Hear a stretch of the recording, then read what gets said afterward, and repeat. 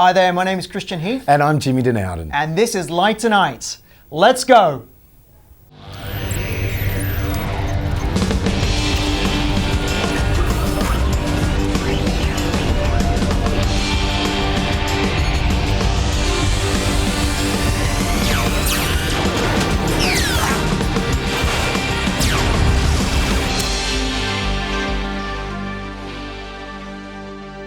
Suna Rithia's lighting design for Imagine Dragons is structured around the creative direction of Jess Lee Stout at Moment Factory. The show is split into different acts, with the first 3 of 4 songs performed with no colour.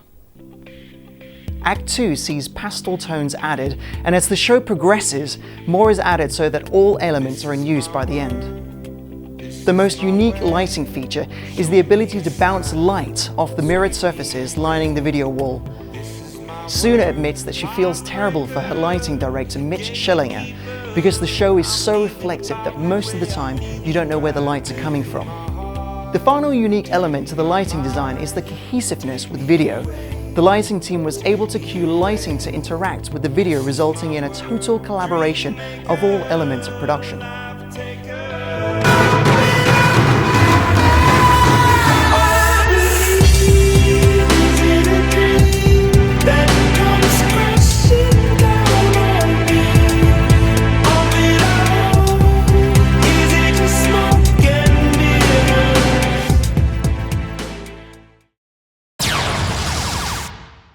Cinema Paradiso is a 10-day film and entertainment event held at Paris's Le Grand Palais, featuring 2 theatres and Super Club. The largest transient club in Europe, Super Club is a collaboration between Superbien and Martin Merry that boasts over 30 artists. While Superbien provided art direction and live VJing, All Access Design designed the lighting and operated the entire show. Of particular note was the company's Sunny Mirror technology, a lighting projector using LED video pixels controlled by DMX and ArtNet.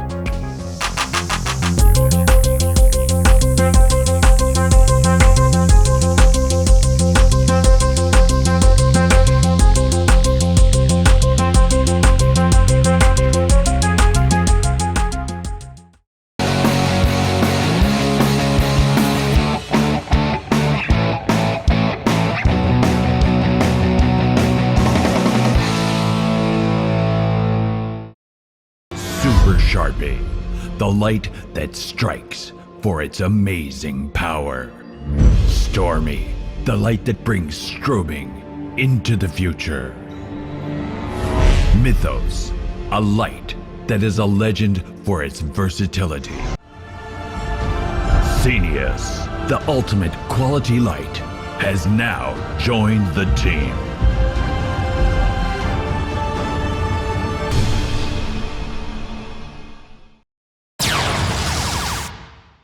Jimmy and Jason have tested the MA Lighting Dot 2 console in the workshop. Jimmy, this is the Dot 2 from MA Lighting. Yes, it is. I was at the Pro Light and Sound where this was launched, and you could not get near this thing for 4 days because it was just so incredibly popular, and with really, really good reason. Yeah, I think it's popular because it's awesome. Yeah. Basically, look, this is an entirely new platform from MA. The general operation method, the syntax of how you actually drive the console is the same as the MA2. Yeah. But what they've done here is they've predefined a lot of the user interface.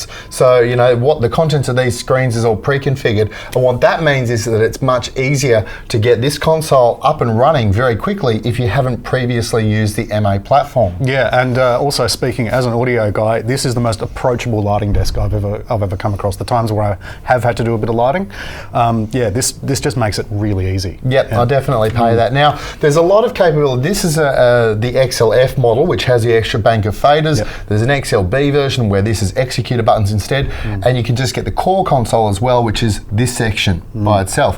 Now, in addition to that, other hardware options, you can have fader wings and button wings. You can have up to 2 of those on a core console, and a reduction of 1 relating to whether you've got the XLF or XLB. So essentially, those will support 3 wings apiece. Yep. You can also have the Dot 2 node, and there is an on-PC version of the software which you can download for free. the on-PC version and the Node can be used as a tracking backup for a full-size console. But as I was saying, this is a complete self-contained thing. You don't need any external screens. You can plug an external screen in, and there is some configurability to what you can put on that. And if you use an ELO screen, you can actually, it supports touchscreen functionality. Nice. We've also got SMPTE and MIDI timecode in. We've got audio input. We've got DMX input, and of course we've got some USB ports. On board, we've got 4 universes of DMX, plus we can support another 4 via either ArtNet or on a .2 node. Yeah. Okay, and that's a lot to remember. That is an awful lot. And when you do network it all up, it's all running on IPv6. Yes, so it it's all just really, really easy. So you don't need to even set an IP address on the thing. And indeed, I was playing with the visualizer and that's yesterday, awesome, yeah. which is also awesome and included for free. And I got it running. Yeah. You know, and when you patch your fixtures in this, they automatically populate into the visualizer. It's so simple. There's an external fixture editor that you can run on Mac or PC as well. So if you need to generate a new fixture file, that's a doable thing too.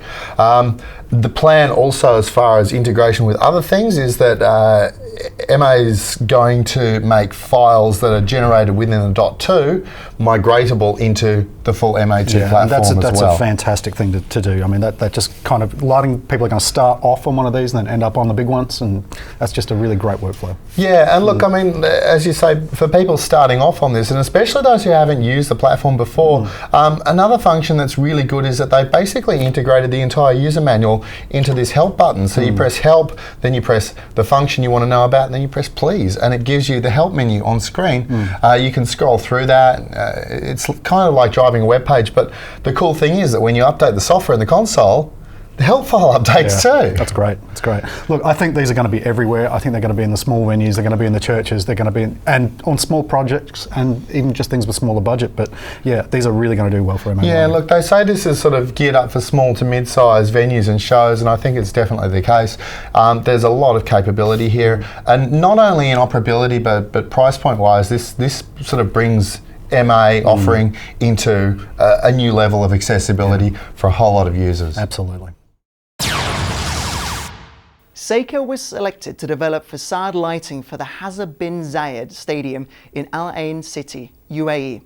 The outer shell of the stadium is comprised of over 600 individual panels designed to resemble the trunk of the palm tree.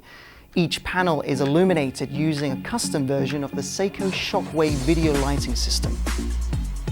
The lighting of each panel can be independently controlled and is capable of displaying different colors and design patterns reflective of special events.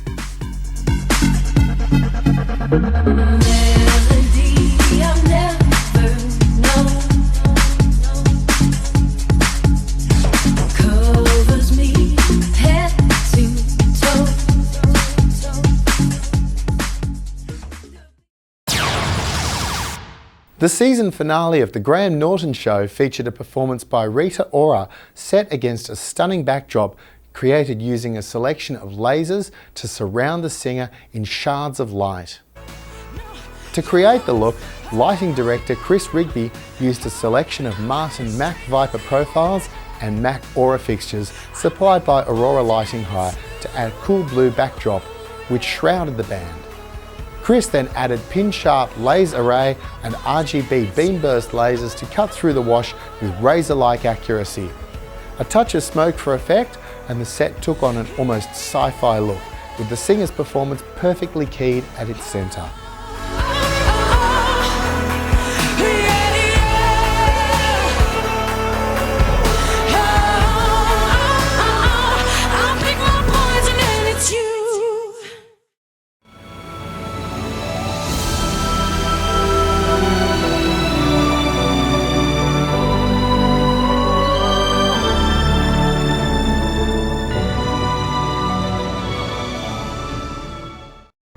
Designed for smaller and mid-sized projects and venues, MA.2 offers advanced functionality with outstanding ease of use.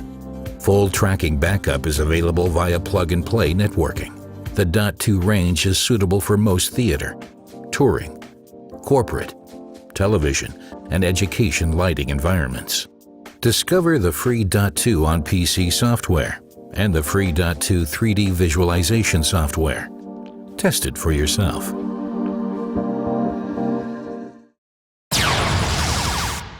Jimmy and Jason checked out the Roby Mini Points in the workshop. Jimmy, this adorable little fixture is the Roby is Mini Mini Point. Point. Hello, Mini Point. Hello, Mini Point. He's so cute. It is. I gotta level with you. Yeah. I wasn't expecting much from this, and Yeah. I've actually been so pleasantly surprised. Yeah, it was a bit like that because, obviously the point, great, and it's like, Well- what's the point in making it smaller? But Well, it's a Mini Point. Yeah. Look, it's got a cut down feature set. It's got fixed gobos. It's got, I think it's 13 plus open. Yep. It's got dichroic colour wheel. So there's no colour mixing. It's got a variable frost. And it's got what's called the dynamic flower effect, which that's is what pretty cool. you can see now, which is sort of, we're seeing the beam go, Yeah. or we've got basically two linear prisms which are spinning in opposite directions and rendering out some pretty good looking. yeah, it's a really cool pretty aerial good looking effect. effects. Yeah, I like it a lot. So really good for aerial effects, does a 0 degree beam. And it does it really well. And it's 11.8 kilos and it uses a 140 watt lamp. Yeah, okay. So aimed at smaller space restricted venues. Yeah, look, they say small, and I think by small they mean the sort of 1 to 2,000 seat venue. Well, because yeah. that's where I'd put this. And look, with the size of it, and I think the pricing probably is very conducive to being able to use quite a high concentration of these things. And I think that's always a lovely thing, rather than just having like 1 or 2 really big lights, have a dozen small ones. You can gives you a lot more variety, a lot more options for different effects. So Yeah, and a I few love of this these thing. working together would be pretty impressive on the stage. Yep, I think it's a great thing, and I totally get the point. Belgium-based ACT Lighting Design designed the visual scenography of Inferno, an outstanding spectacle for the bicentenary of the Battle of Waterloo. The entire setting came to life with more than 600 reenactors, as well as animals, decor, lighting, video projections, and sound and fireworks effects.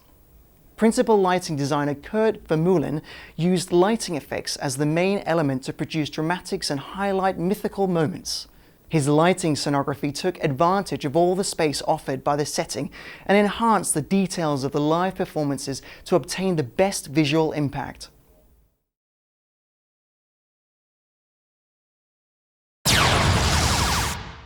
Following the successful installation of energy-efficient Elation lighting and video systems on the Quantum of the Seas, Elation Professional products also feature on the second Royal Caribbean Quantum-class ship, Anthem of the Seas.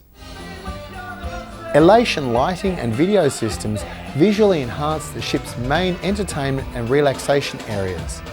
Entertainment includes shows in 270, the ship's multifunctional, multi-story entertainment space, the Royal Theatre that hosts We Will Rock You, the Music Hall, which is a 2-story multi-use venue, and Seaplex sports and entertainment space, as well as a multitude of thoroughfares and decks on the ship.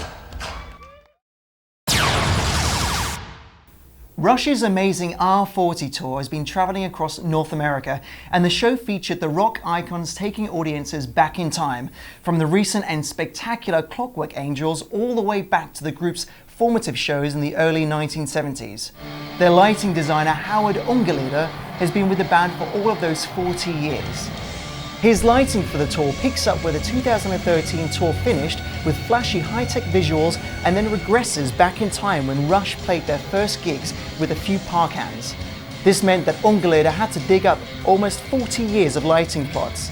The show also features LD Howard Ungerleider using high-end systems Hog consoles to control the band's evening of time travel.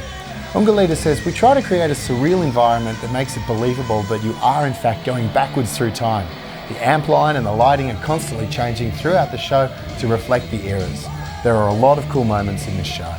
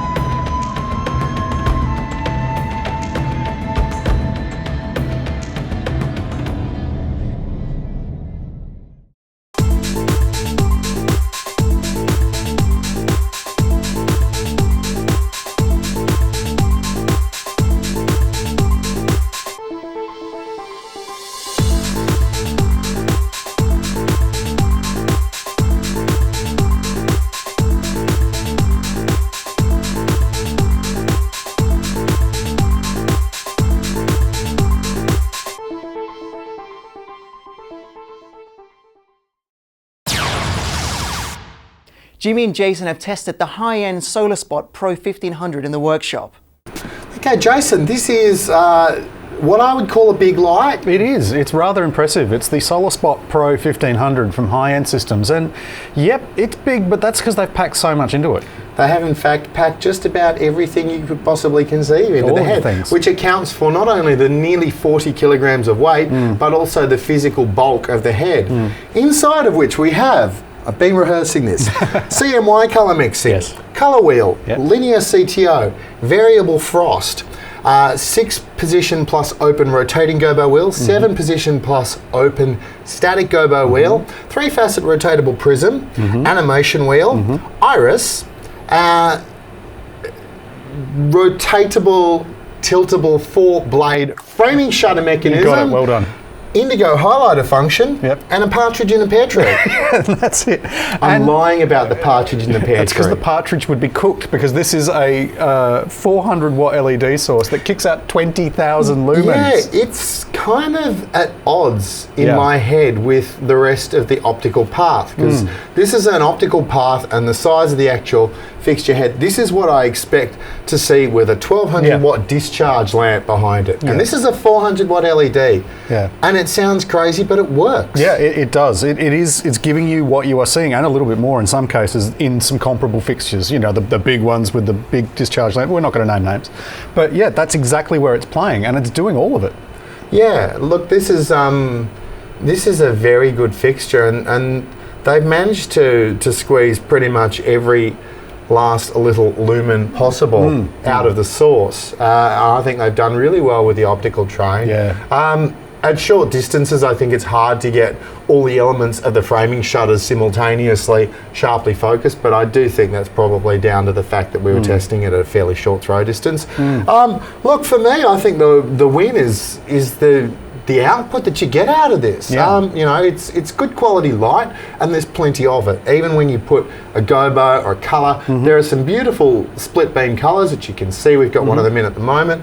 Every colour next to every other colour on the colour wheel works together. They've just really thought about it. You know, they're even down to the carry handles on the side of the yoke, which you sort of need, You do, in fairness, yeah. because it does make it more manageable. I think this is a good fixture. Yeah, I was particularly impressed by the thermal management. So when we took the case off, just seeing how it behaves when you particularly zoom in, and it's going to get hotter. when you change elements within the optical path, the fixture sort of seems to know that it's going to generate more internal heat, so it kicks additional cooling in. They also got a defogging system on the lens, which is pretty cool too. So look, there's a lot of thought that's obviously gone into this, and I think that it's fair to say High-End's taken their time to get it right before they've released it, and they've done a good job with it. Yeah, they totally have. Hugh Vanstone is one of the UK's leading lighting designers, with a prolific career spanning over 20 years and a string of West End and Broadway successes. He has lit more than 160 productions and has been recognised with many awards, including a Tony and 3 Oliviers. Light Tonight caught up with Hugh when he was transferring the award-winning musical Matilda into Sydney's Lyric Theatre.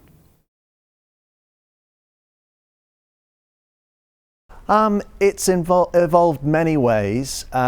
We've tried to make it a little simpler, and ideas have become purified, probably. In the way that happens when you start a show, you sometimes don't quite get the language of it quite right. You're inventing things all the time, and sometimes ideas get a little bit confused. So I'd say this is a distilled version, again, trying to take all the best ideas and present them clearly.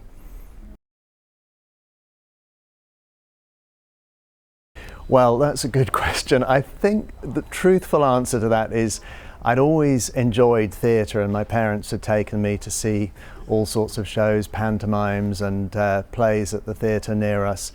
And I knew I wanted to do theatre, but I knew I couldn't possibly be an actor. I have absolute stage fright if I go anywhere near a stage. So I don't know, I gravitated to lighting. It seemed a fun area to work in.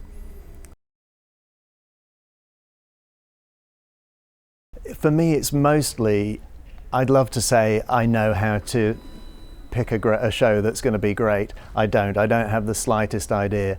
So I tend to just work with people that I really enjoy working with. And that's why I've done so many shows with Matthew, who directed this. We have a relationship going back nearly 20 years now.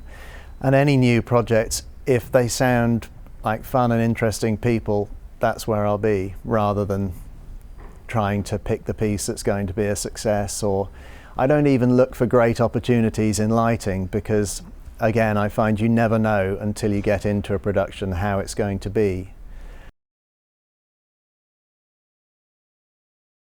The thing which troubles me most with equipment in theatre at the moment, funnily enough, is noise. And I find myself limited so much. I would choose very different things if they didn't make noise. But let's take Matilda as an example. A lot of the play is rooted around a small girl standing in a library, and we've got to make that believable in a over 1,000-seat theatre. And if you've got too many lights making too much noise, it immediately breaks that atmosphere. So the biggest deciding factor for me in choosing lights is usually noise, and after that it's also governed by financial constraints. You can't always have what you want. So I don't have any dream bits of kit that I always use. It just depends on the room I'm in, what I can afford. But if someone will make a truly silent light that is also very flexible, then I'll be very happy.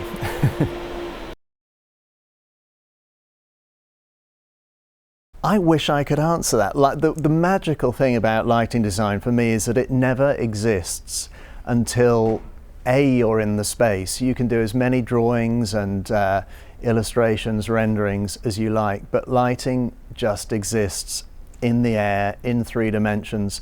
And not only that, I kind of think there's a magic that only happens when you have an audience in performance. It's so hard to tie down what the magic of lighting design is. For me, a lot of it has to do with timing is a really crucial element that people forget. It's not about looking at one picture and saying that's beautiful. It's about how the actors move through that picture. And if you're dealing with a musical, the whole connection of lighting to music for me is massive. And that's the thing I enjoy most of all about doing musicals, is how the lighting ties up with music.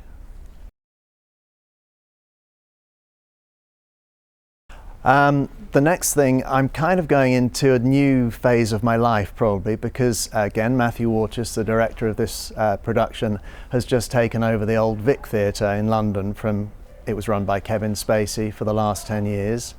And he's made me an associate artist there, so I'm going to be doing several productions at the Old Vic, 3 plays, and then in fact Tim Minchin's next project, which is a musical of Groundhog Day, which we'll be doing there next July. So that'll be keeping me busy for most of the next year. It's been a great show. Thanks very much for watching. I've been Christian. And I've been Jimmy. We hope you've enjoyed the show, and if you did, don't forget to click here to subscribe to the channel. See you next time.